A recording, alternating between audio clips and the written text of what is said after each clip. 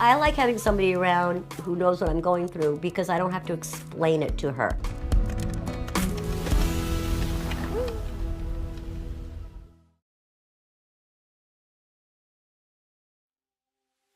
Dorothy Hole has osteogenesis imperfecta, a condition causing brittle bones and stunted growth.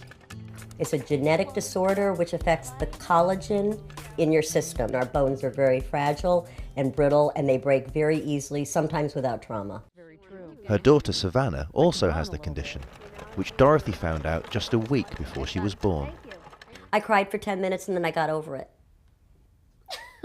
Really? No, that's exactly what happened. It was like, it's okay, it's going to be okay. I'm okay, she's going to be okay.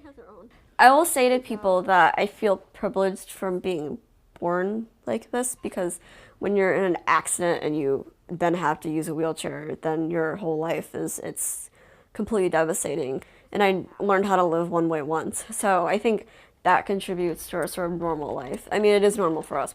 I was born with osteogenesis imperfecta. There was no history of it in my family at all, so it was a spontaneous mutation. But Savannah had a 50-50 chance of inheriting it from me. Despite that risk, and the fact that she would be raising her baby alone, Dorothy never hesitated to go through with the pregnancy. Personally, I don't think that men who are forced into fatherhood make very good fathers. I made the decision that I wanted to continue the pregnancy. He said, I don't want to, and I said, that's fine. Got it?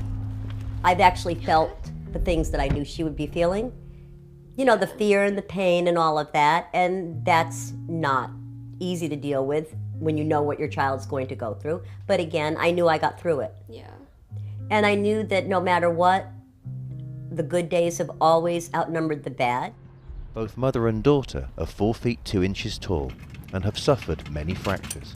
It's hard to say that like having surgery all the time is a positive experience, but when you don't focus on all the bad stuff. I went to a children's orthopedic hospital and I would see the same people all the time, and so there were good things about it. Dorothy was raised to be able to take care of herself.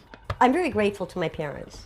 They really wanted me to be independent. My father always said that you're going to have to learn to get by in a world that's not necessarily an environment that was built for you. And she's instilled the same in her daughter. I've insisted that she do things for herself and not depend upon other people.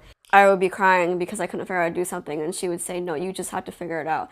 And that was tough when you're young and you feel like your parents don't care. When they do, they just have to do that to get you to learn. I was always very hard on her, like, yeah, I know you're in pain, but you can still do it, Savannah. Yeah, I know it's hard for you, but you can still do it. Exactly. Able-bodied people do things that are hard all the time. It's not easy to climb Mount Everest, but people push themselves and they do it. Now, maybe our Mount Everest is getting a plate off the bottom shelf of an upper cabinet, but that doesn't mean you shouldn't try to do it. The pair were inseparable while Savannah was growing up, but last summer she moved to Pennsylvania for college. We've been together for 19 years. Every day, 24 hours a day. And then all of a sudden, she's not here anymore. The week before she left, I didn't sleep at all. I kept waking up in the middle of the night and thinking, next week, this time she's not going to be here. And it was really, it was very difficult for me. It was a very heart-wrenching situation. I'm so bad at this.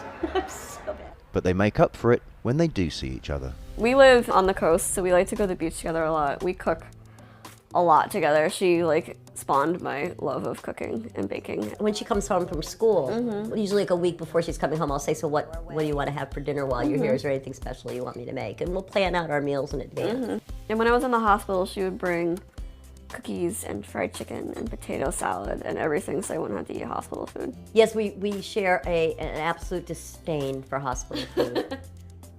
And now Savannah is thinking about what life may hold after she finishes college. I do want kids at some point. I would like to adopt, I think, probably. Things have been easier because I think she's just told me, you know, I know that she got to this place. She had a great career. I'm doing something completely different than she did, but I know that I can still have a good career and live on my own and be independent and not rely on other people.